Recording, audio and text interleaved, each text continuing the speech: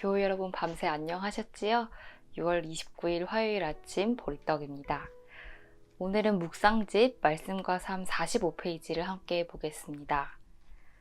주의 말씀에 내 희망을 겁니다 라는 제목으로 시편 119편의 말씀 함께 살펴보겠습니다. 119편 113절에서 128절입니다. 나는 두 마음을 품은 자를 미워하지만 주님의 법은 사랑합니다. 주님은 나의 은신처요 방패이시니 주님께서 하신 약속에 내 희망을 겁니다. 악한 일을 하는 자들아 내게서 떠나가거라. 나는 내 하나님의 계명을 지키겠다. 주님께서 약속하신 대로 나를 붙들어 살려주시고 내 소망을 무색하게 만들지 말아주십시오. 나를 붙들어 주십시오.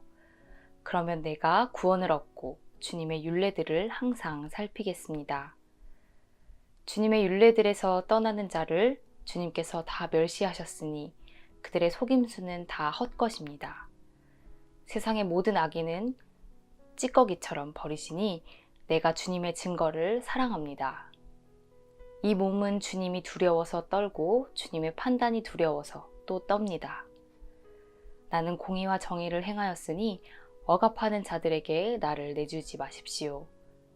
주님의 종을 돕겠다고 약속하여 주시고 오만한 자들이 나를 억압하지 못하게 해주십시오. 내 눈이 주님의 구원을 기다리다가 피곤해지고 주님의 의로운 말씀을 기다리다가 지쳤습니다. 주님의 인자하심을 따라 나를 맞아주시고 주님의 율례들을 내게 가르쳐 주십시오. 나는 주님의 종이니 주님의 증거를 알 수 있도록 나를 깨우쳐 주십시오. 그들이 주님의 법을 짓밟아 버렸으니 지금은 주님께서 일어나실 때입니다. 그러므로 내가 주님의 계명들을 금보다 순금보다 더 사랑합니다. 그러므로 내가 매사에 주님의 모든 법도를 어김없이 지키고 모든 거짓 행위를 미워합니다. 아멘. 오늘 말씀을 찬찬히 읽어보니 시인이 처한 상황이 참 위태롭고 절박합니다. 악을 행하는 사람들은 주님의 법을 무시하고 노골적으로 자신의 욕망을 추구합니다. 뿐만 아니라 하나님의 공의와 진리를 지키려는 사람들을 박해합니다. 이러한 상황 속에서 시인은 눈이 피곤하도록 주님의 구원을 기다리고 이제는 기다리다가 지쳤노라고 고백합니다.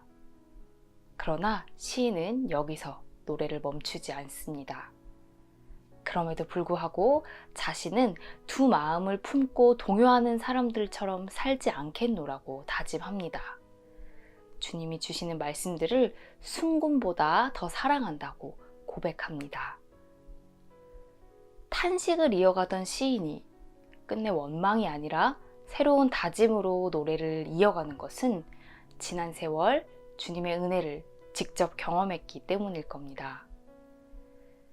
위태롭고 절박한 시절을 견디게 하는 것은 어쩌면 우리가 직접 경험한 주님에 대한 확신이 있기 때문입니다. 그러나 갈수록 혼돈한 세상을 살아가면서 우리의 불안은 점점 더 커져갑니다. 그래서인지 세상 사람들은 안전을 도모하고 안정을 취하기 위해서 돈과 물질에 권력에 명예에 더욱 집착합니다. 우리 역시 두 마음을 품고 살아갑니다. 완전히는 아니지만 순금도 조금은 나를 보호해 줄 거라는 생각, 권력과 명예가 조금은 나를 지켜줄 거라는 생각을 끝내 버리지 못합니다. 주님의 말씀을 따르면서도 돈과 권력, 그리고 명예나 다른 것들에도 보험을 들어놓고 싶은 게 바로 연약한 우리들의 모습입니다. 그러나 주님은 한 사람이 두 주인을 섬기지 못한다고, 하나님과 재물을 겸하여 섬기지 못한다고 마태복음을 통해서 우리에게 말씀하고 계십니다. 또한 우리에게 먼저 그 나라와 그 의를 구하라고, 그리하면 필요한 것을 넉넉히 채워주신다고 말씀하십니다. 우리는 어쩌면 모두가 이 말씀을 체험한 사람들입니다. 꼼수 부리지 않고 신앙의 여정을 묵묵히 걷고자 하는 우리를 아주 넉넉히 채우셨던 그 은혜를 경험한 사람들입니다. 오늘 신앙인들이 견뎌야 할 싸움은 어쩌면 이 은혜의 기억을 붙들고서 불안을 견디는 싸움일 것입니다.